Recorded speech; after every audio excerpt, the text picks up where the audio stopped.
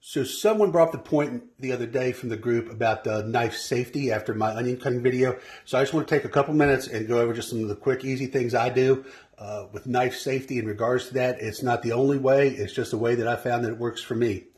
First thing is, if you have a cutting board that slides around, you can put a damp dishcloth underneath of it, and it will absolutely hold it in place. You need a good firm surface that doesn't move around to cut on. Probably the most important thing right off the bat. Second thing is the grip on the knife.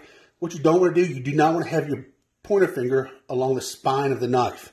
Okay, it's just not very stable. So we're going to use a good pinch grip. We're going to pinch the knife right here at the bolster, where the bolster and the blade come together. Wrap these three fingers around, and it's going to give us a good stable platform on the knife. Now when we're cutting, we're going to use a bear claw grip.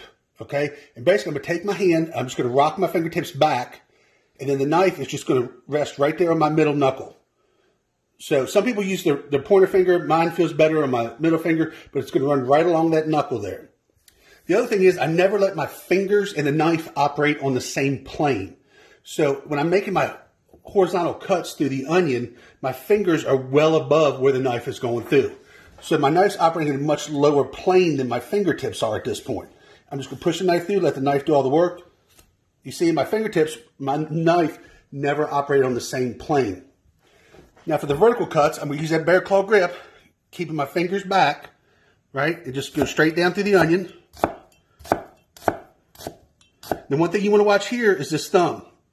You don't want the thumb to get out here. That's a no-no. Okay, that's bad. That's when bad things happen.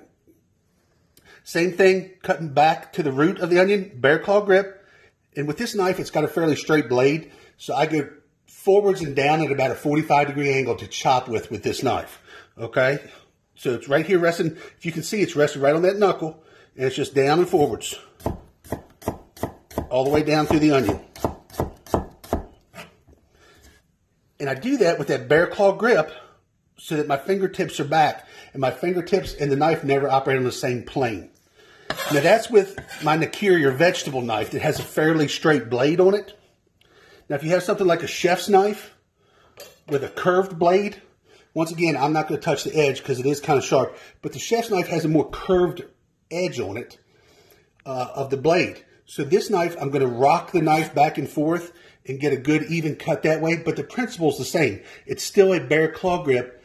My fingertips are still staying back away from the knife. I'm still using a good solid pinch grip on the knife, wrapping these three fingers around. The only difference is I'm just going to rock the knife. The tip of the knife will never leave the cutting board. So here, I'm just rocking the knife. The tip of the knife never leaves the cutting board. My thumbnail is just going around in kind of a circular motion. And it's the same deal. The knife is resting right on the first knuckle of my middle finger as I go down to the pepper.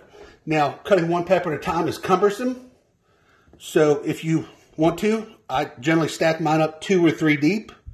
But the same principle applies. The knife still rests right on that middle knuckle as I go back through the 2 peppers together. Going back and trying to keep it at the same speed so that you get a nice even cut on both the peppers. Once again, my fingers are always back. My fingertips are always back, and the knife's always resting on that knuckle.